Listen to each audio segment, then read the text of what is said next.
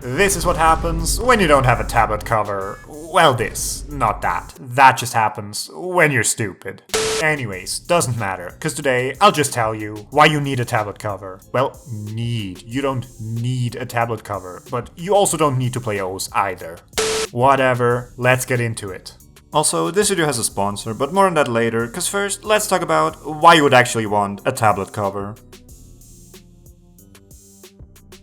Now, when you use your tablet without a cover, the main thing you'll notice are wear marks. And yeah, they definitely do look ugly, but they shouldn't really impact your gameplay. But it's definitely a different story when it comes to scratches. Now normally, they shouldn't really happen, but even small ones can really mess up your gameplay. And especially if you drag a bit harder, there's a good chance that sooner or later you might get some. Why don't the manufacturers take care of that? Well, it's still a drawing tablet, so... But yeah, number one thing tablet covers are useful for is protection, because they are built to be a lot more durable. Then of course, you have the whole aesthetics side. And sure, that's completely detached from gameplay, but come on, you can't tell me that this doesn't look at least a million times better than that. So, is there no actual gameplay benefit? Well, not really, except texture. Because tablet covers can come in a variety of different textures, meaning your cover could be smooth, gritty, have lots of resistance, or almost none. And depending on your playstyle, getting the right one, while it won't be a free PP printer, it will definitely make a difference, because it's going to put less strain on your hands. So how does it work? Well, it's kind of like mousepads, with one exception, because the smoother your cover is, the more resistance you'll typically have, which in turn gives you a bit more stopping power compared to rough ones. But on those, moving fast and smooth is a bit easier, because you have less resistance. Now those are just going to be marginal differences, but you'll still notice them. Plus, telling you which one's the right for you is a lot easier with mousepads, because over there, it just depends on what game you play. But we all play the same games, so it kind of just comes down to playstyle and preference. But luckily, like I said, it matters a lot less here, cause just as with anything else in OS, you can become a god with absolutely anything. But still, I'm going to go over all the main options, which are going to be available to you, and I'll put a resistance meter at the bottom so you can see where they stack up against each other. But before we do that, please smash that like button and subscribe if you haven't already, cause it really helps out a lot. And with that, let's get right into it.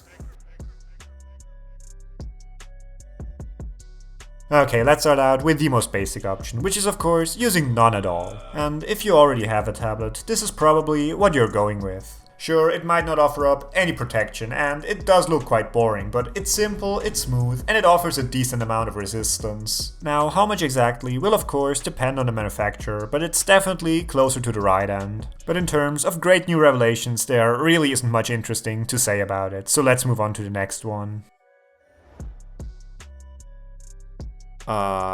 Sure, why not? Resistance? None. Smoothness? I don't know. I know Whitecat plays like that, and he's pretty good.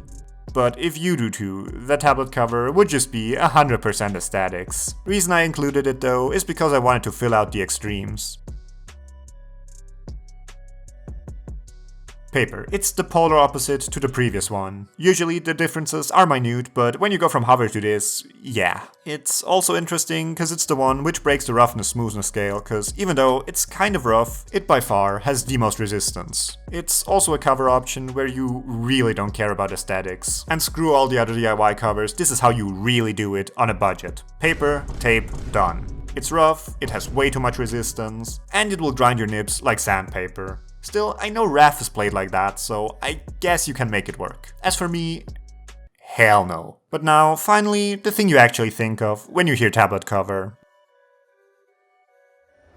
This is also what I've been using for the past years as well. Baseline, would I recommend it? Yes. But personally, due to a funny story, which I'll cover in the next video, I needed to swap mine. That now brings us to today's sponsor, Raid No, it's Timeout tablet covers. They're a relatively new company, but they sent over a bunch of covers for me to test and were like, if you think they're good, you can do a promo. And well, here we are. Link is in the description. And look at this, isn't it beautiful? Thank you to the amazing artist who drew that artwork. She's also the same one who made my model and all the other amazing art, so definitely go and give her a follow. Okay, but now back to the cover. It looks and feels great, and they even included a sweet not a thank you note with it, but I think I'll counter with, if your cover doesn't make me a 2-digit by like tomorrow, I want to speak with your manager.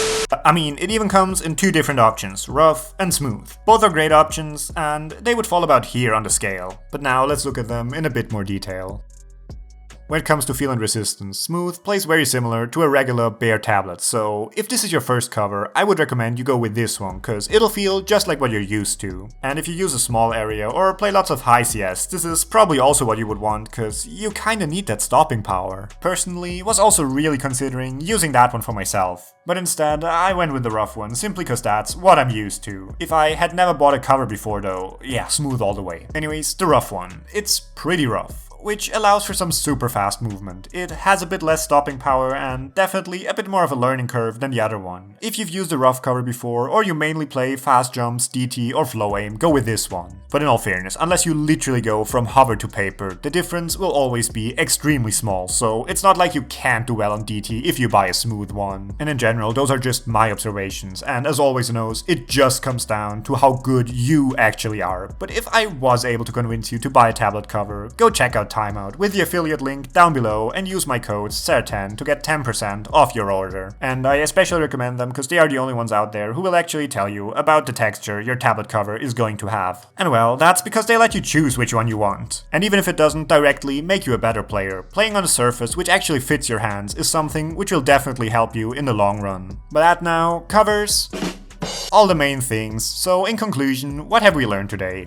Tablet covers are great because they help protect you from scratches, look nice, and will definitely make me the next MREC over the next 24 hours. So please excuse me while I wait for that.